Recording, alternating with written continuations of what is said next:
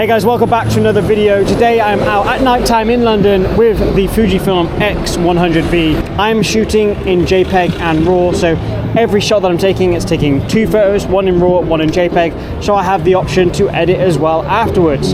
I'm starting here in Piccadilly just to kind of get my eye in. It's been a while since I've used the X100V, and I'm going to be using as much ISO as possible. Let's get some panning shots to get, to get the vibe going, to see how we go. We're going to go kind of like 60th, let's go 30th of a second, changing the ISO. We're going to go with maybe 320 ISO. Let's see if we can get one of the bus driver, just to get things started off. Actually, no, we'll get people in the back of the bus, because, well, why not? Taxi, good old taxi shot. Obviously, do you know what? That first one was pretty sick. I'm happy with that. In focus, looking good. See if we can get the dude on the bike as he goes past. Number one way to get your eye in, whenever you first go out, whenever you just picked up the camera it's been a while since I've been out shooting street, and I think it's important to get those refreshers in and to make you feel more comfortable shooting. And one of the things I think you should do is try panning shots as soon as you go out for the first time in a while. I think it's important just to try some panning shots. That one's sick, I like that. We're gonna move on. Okay, so there's a really cool shot up here. I'm not sure I'm gonna be able to get it with the X100V, but there's a dude on the phone in the window. Let's see if I can get him before he moves. No! I mean, you get the concept of the idea. It kind of worked out.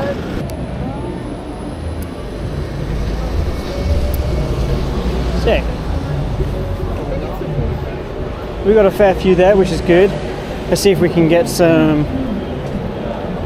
See, this frame looks a little bit chaotic, but it could work for sure. Nice little shot of people coming up from the tube station. There is a nice little frame here,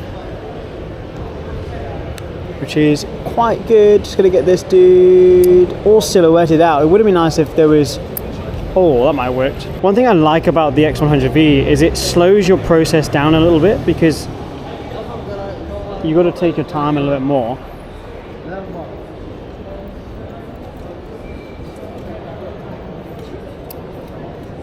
Yeah, sick, I'll take it, that's a good shot. I'm happy with that. Now, obviously, I mean, I mentioned it in numerous videos, Central Cafe. It's just, I mean, it's hard not to take a photo here because it's just so, well, photogenic. I also just tripped over, which is quite funny. I don't know if you guys noticed that, but if you didn't, I've just told you anyway, but. Oh, this is cute. Cute little shot. Don't feel like I'm very central though.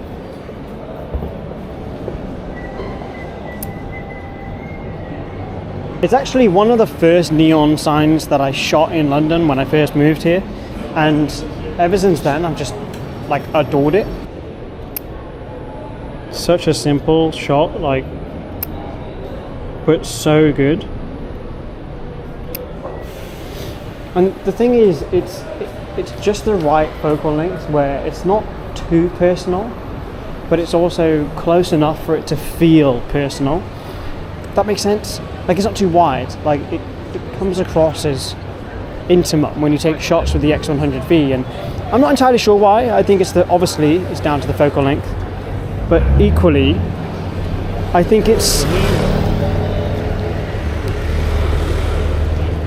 also down to like the aesthetic of the camera and the feel of the camera. Just the actual, I want to say personality of the camera. At least that's how I feel anyway. Nice little shot. Yeah, don't like it. So we'll continue up this way, just jump in behind this car without being run over, which was ideal. There's quite a nice shot here with the grate, but it only really works if there's something in frame, which currently there isn't. If we can get somebody walking through the frame, that'd be ideal, but being that I don't want to get run over,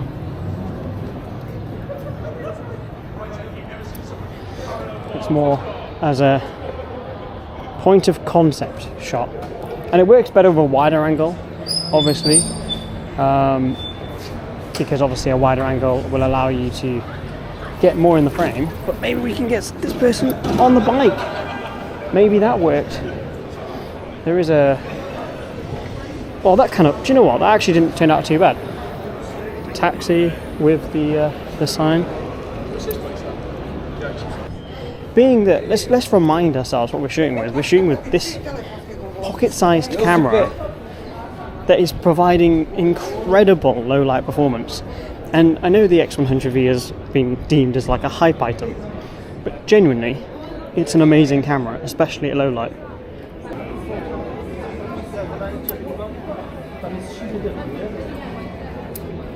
So, this, not you, this. Okay, so over here you have this awesome kind of like red theatre sign, and on the opposite side you have this reflection. So currently I'm at 5000 ISO. I've got it on manual focus, 60th of a second f2. So manual focus, I'm just pulling focus on the building itself. So hard to pull focus. And then I'm going to simply wait for somebody to walk into the frame. Kind of like that. Kind of, because of the reflection, it creates this like halation, this almost as if I've got a mist filter on. If I do this over the surface, it's completely different again. And this surface is obviously more reflective and less misty, so it gives a cleaner image overall. That was pretty cool, the guy walking past. Again, getting people in the frame is making it look like 10 times better. I could sit here all evening because this is so nice. Some more people going through the frame.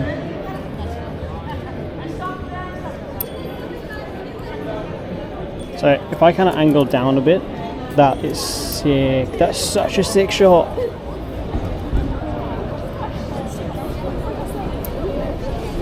I think it's really important for you guys just to like go out and just look around, because if you're getting the typical shot here, just facing this way, it definitely does not look as good as it does looking this way through the reflection of people walking past on their phone, whatever. Look at this, it's sick. 10 out of 10, honestly, best photo I've taken so far this evening. 100% happy with that. I'm gonna keep walking down this way. Maybe get this dude. Just change the settings slightly.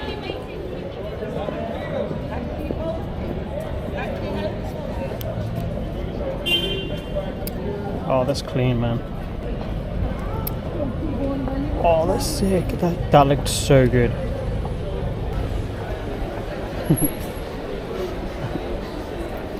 Maybe this dude.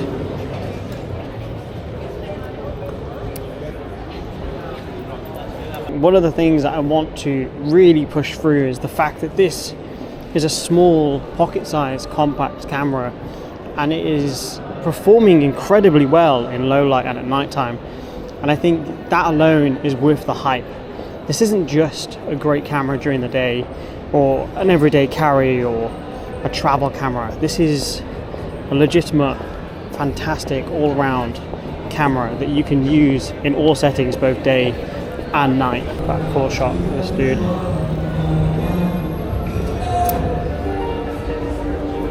So I want to try something really creative. I'm going to go to a second exposure, 1 second exposure. We're at f5, ISO 160, and I'm going to get a panning shot at a second of the bus going through the frame if the light goes green, which it's not currently, but